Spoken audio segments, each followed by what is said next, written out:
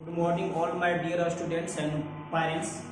बच्चे देखिए, मेरे माइंड में एक विचार है, विचार भी है, प्लस में कहने का सेंस कि आपका सुझाव भी है कि ये टॉपिक मैंने एक लाया है कि बच्चों के पढ़ाई बेहतर कैसे करें, कैसे ये बच्चा जो है कैसे अपने माइंड को इम्प्रूवमेंट कैसे कर सकता है, कैसे अपने टैलेंट को बढ़ा सकता है। इसके बारे में हमारे पास कुछ छोटे छोटे पॉइंट है, उसकी अगर कदम उठाया जाए as a teacher, as a student, मैं आपको बता कैसे बेहतर कर सकते हैं। क्योंकि जो मेरा अनुभव है उस अनुभव को देखते हुए हमने सोचा कि आपको भी कुछ बताया जाए कि कैसे पढ़ाई में इम्प्रूवमेंट कर सकते हैं। तो यही टॉपिक है कि बच्चों के पढ़ाई बेहतर कैसे। देखिए, पढ़ाई बेहतर करने का बहुत सारा टेक्निक होता है, तरीके होते हैं, लोग अलग अलग कंडीशन को अपनाते हैं, अलग अलग सिचुएशन भी होता है, अलग अलग माइंड भी होते हैं। तो हमारे अकॉर्डिंग जो हमारे पास थॉट है उसको हम लोग देखते हैं कि क्या है, कैसे करेंगे।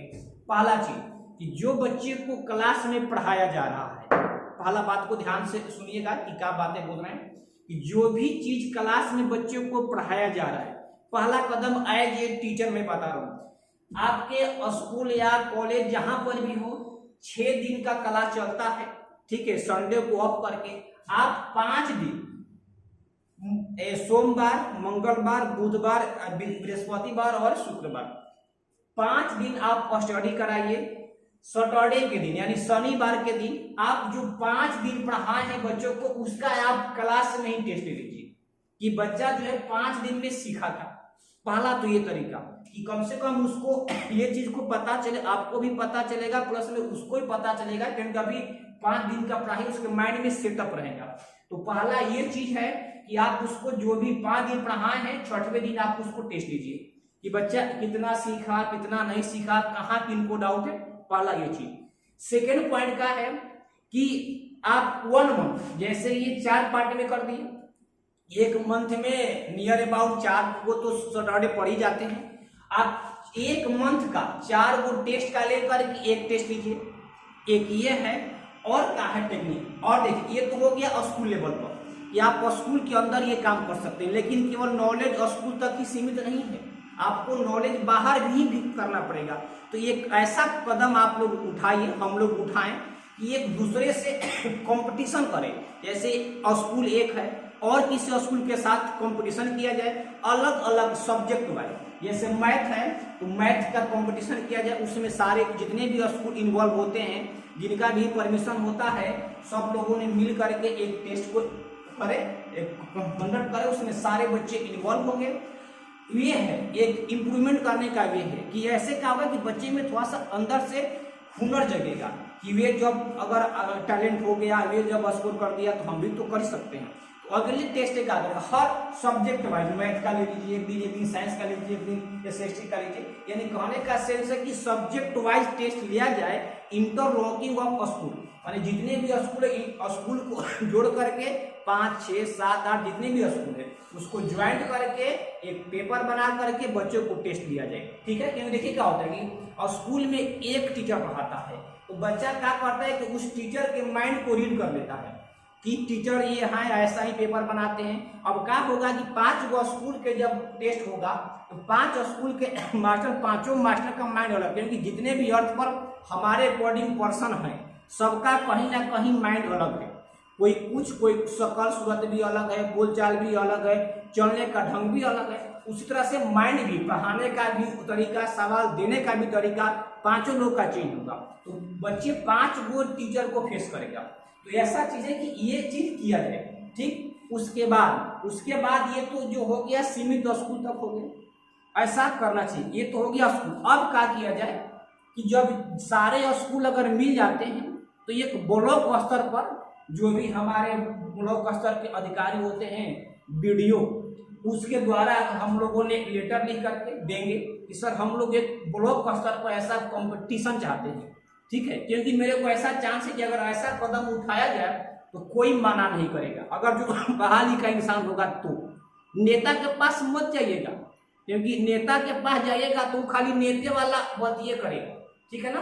तो नेता के पास एजुकेटेड पर्सन, एजुकेटेड फील्ड में एजुकेटेड पर्सन को आना चाहिए। हम तो इतना तो कहते हैं कि आपके स्कूल के किसी फंक्शन में नेता को बुलाइए ही मत, क्योंकि नेता पढ़ा लिखा नहीं होता, अनपढ़ होता है, ठीक है। उसको अपना पॉलिटिक्स की रोटियां सेकना है, आपको रोटियां ही, वहां एजुकेटेड पर्सन क्यों लाना पड़ेगा, क्योंकि एजुकेटेड की बात करें कि कैसे आप बच्चे इंप्रूवमेंट कर सकते हैं, कैसे हम यहाँ तक पहुंचे हैं। तो हम जहां तक आपको सलाह देंगे कि कोई भी फंक्शन आप कराते हैं स्कूल में, वहां पॉलिटिक्स पार्टी को इन्वाइट ना करें।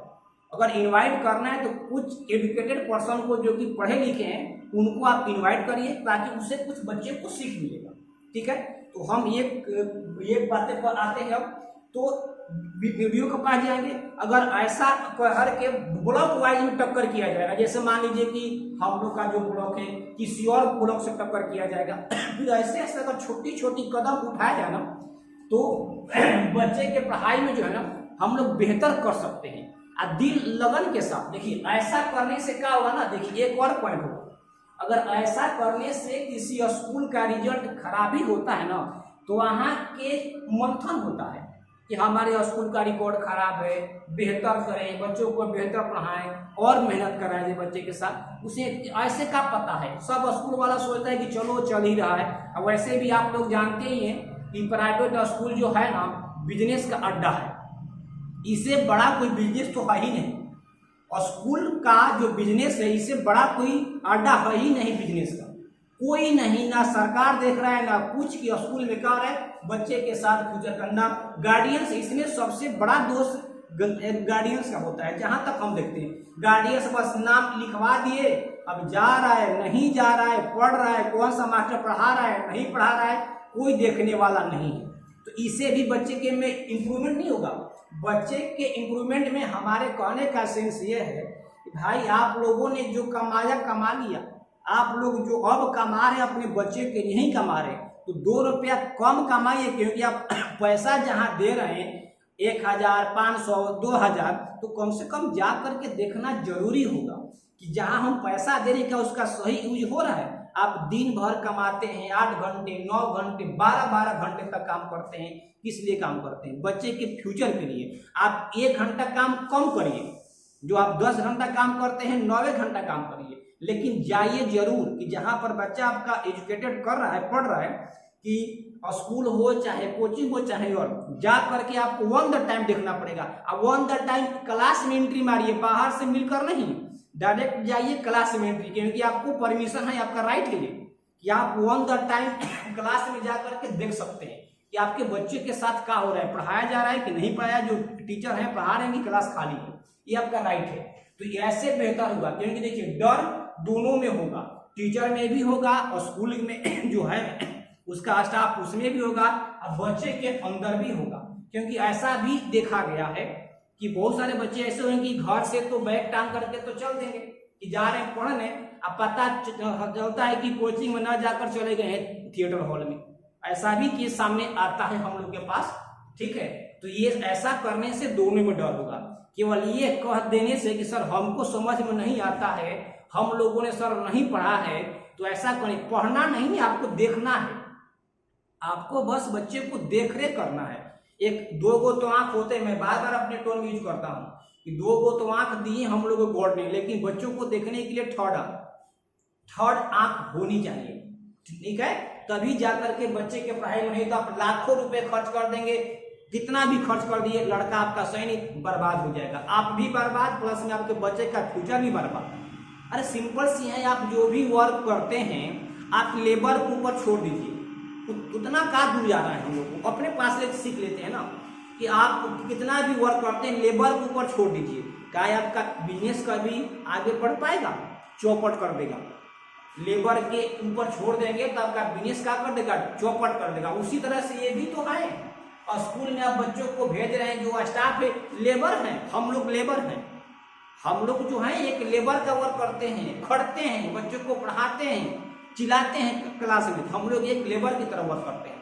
तो देखना जरूरी है कि जो आपका लेबर है, क्योंकि पेमेंट देते हैं, तो पेमेंट देते हैं तो आपका राइट है।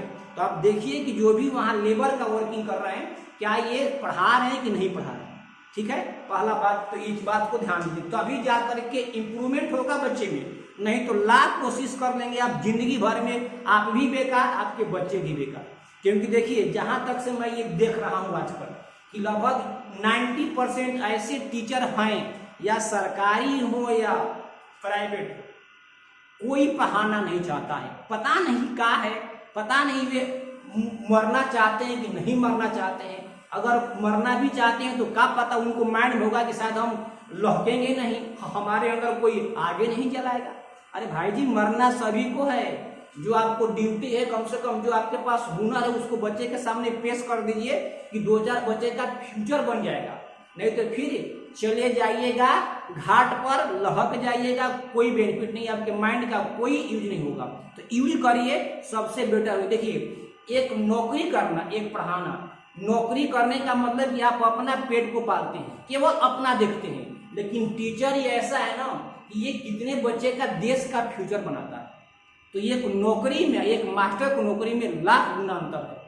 नौकरी जो करते हैं, अपना पेट आ रहा है, पैसा काम कर रहे हैं, पैसा अपना पेट भर रहे हैं, अपने खूब से खूब करेंगे तो फैमिली वाले का पेट भरेंगे। इसके अलावा लेकिन एक टीचर ऐसा है कि अपने साथ देश के फ्यूचर को बनाता है।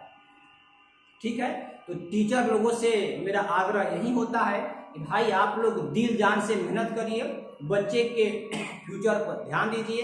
और जो मैं बातें बोले हैं कि बच्चे में पढ़ाई में बेहतर कैसे करें, ये चीज को अपनाइए। अगर आप कोचिंग में हो और स्कूल में हो, या सरकारी हो या प्राइवेट हो, सरकारी स्कूल वाले की भी बात करें, जितने भी हेड मास्टर हैं उनसे मेरा रिक्वेस्ट होगा कि दूसरे स्कूल वाले बच्चे से कंपटीशन कराइए आप।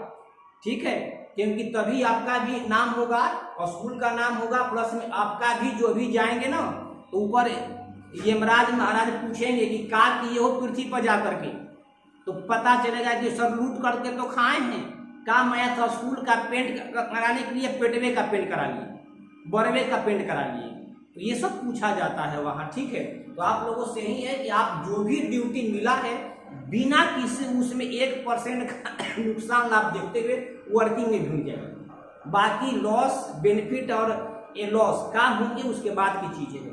ठीक है, तो बच्चे की पढ़ाई के लिए आप जो भी कदम उठाना चाहते हैं उठाइए, तभी आप एक बेहतर स्कूल भी चला सकते हैं, बेहतर बना भी सकते हैं और बेहतर एक टीचर भी बन सकते हैं। ठीक है, और एक बात कि बच्चे के ऊपर छोटी सी और गलती आप करते हैं। जब आपके पास बच्चा रहता है, आपके पास हो, ठीक है, और 12 से नीचे हो, उसको फोन देने की क्या जरूरत है? उसको फोन देने की क्या जरूरत है? आपने उसको स्कूल भेज रखा है, कोचिंग भेज रखा है, फिर क्या? ये तो बहानाबाजी है उसका कि ये पापा मम्मी फोन दीजिए, मोबाइल से पढ़ना है। नहीं, कहीं नहीं बोला जाता, किसी स्कूल में कोचिंग में ये बातें नहीं बोली जाती कि मोबाइल में पढ़ना है, कहीं नहीं बोला जाता। ये तो बस आपको भुलवा रहा है। और जब उसको बोलिए कि ठीक है बेटा मोबाइल तो दे दिए, तो अब तुम स्कूल भी छोड़ दो, कोचिंग भी छोड़ दो, मोबाइल तुम्हारा बन ही गया हर चीज, तो मोबाइल से कर लो। लेकिन नहीं, हम क्या देखते हैं, लड़की आप फोन लेकर के चलेगी रोड पर, हाँ बोलिए जी, क्या है जी, अब पता नहीं कौन सा जी होते हैं, लाखों को जी होंगे उनका। तो ऐसे कदम नहीं उठाए, नहीं तो फिर वही माँ बाप जा करके पीछे पछताते हैं कि काश क्या कर दिए, नहीं दिए होते फोन नहीं दिए तो ऐसा ना होता। फोन ये सारा खेल हो रहा है, सब फोन का खेल हो रहा है। पता चलता है कि शादी तय हुआ, 5 दिन में शादी कैंसिल हो जाता है, सब फोन का देन है। ये सब नहीं, बच्चों को सही दीजिए नॉलेज। हम लोग के टाइम में जब पढ़ते थे तो एक क्लास में एक पीरियड चलता था नैतिक की शिक्षा का एजुकेशन, कि आपको कैसे समाज में बोलना है, कैसे। वो आज के डेट में वो भी हट गए। ये बताएं, केवल किताबी नॉलेज, केवल किताबी नॉलेज, कुछ नहीं होने वाला इसे लाइफ बनने वाला नहीं है। लाइफ बनने वाला है आपके बिहेवियर से, क्योंकि ऐसे ऐसे देखा गया है कि आप पढ़ लिख करके, पढ़े तो बहुत हैं, कमाते बहुत हैं, अब मुंह करेंगे, खा कर गुटखा, दारू पी लेंगे। अरे भैया कहते हैं आप जैसे आप मैं बार बार कहता हूँ, आप जैसा होंगे वैसा आपके बच्चे भी होंगे। अगर आप ये सोच, ये कभी भी माइंड से हटा लीजिए कि अगर कोई गुटखा खाते हैं, दारू पीते हैं, बीड़ी पीते हैं, सिगरेट पीते हैं, खैनी खाते हैं और कोई इलीगल वर्क करते हैं, और कहीं सोच कर बैठे हैं कि हम करते हैं, हमारे आने वाला फ्यूचर नहीं करेगा। अरे मेरे भाई, बायोलॉजी पढ़ते हो, टीचर हो, तो उसमें आपको पता है कि 30% गुण तो पहले से आपने जनरेट कर चुके हैं। जो आपका गुण है 30% 30% तो जा चुका है, 70% आपको देख कर ही सीख जाएगा। पी कर आएंगे घर में, समाज का माहौल आप लोग देख ही रहे हैं, क्या माहौल है, तो उस भी तरह को आपको ध्यान देना है। तो अपने पहले कहावत है कि दूसरों को सुधार से बेटर है अपने ही सुधार, अपना सुधार ही संसार की सेवा है। अपना ही चेंजिंग कर लेते हैं, दूसरा खुद चेंजिंग हो जाएगा। तो पहले अपने को, दूसरों को मत देखिए, कौन क्या कर रहा है करने दीजिए, उसके पास भी माइंड है, वो भी अपने आप को देख लेगा। पहले अपने में चेंजिंग लाइए, हम ठीक हो तो सब ठीक होंगे। चलिए ठीक है, तो आज इतना ही, और भी बातें होगा, लेकिन कैसे ये बात को ध्यान दीजिएगा, जो मैंने स्टार्टिंग में बातें बोले थे कि कैसे इसको बेहतर करेंगे, तो बेहतर करने का प्रयास कीजिएगा। ठीक है, जय हिंद, जय भारत, जय अपना।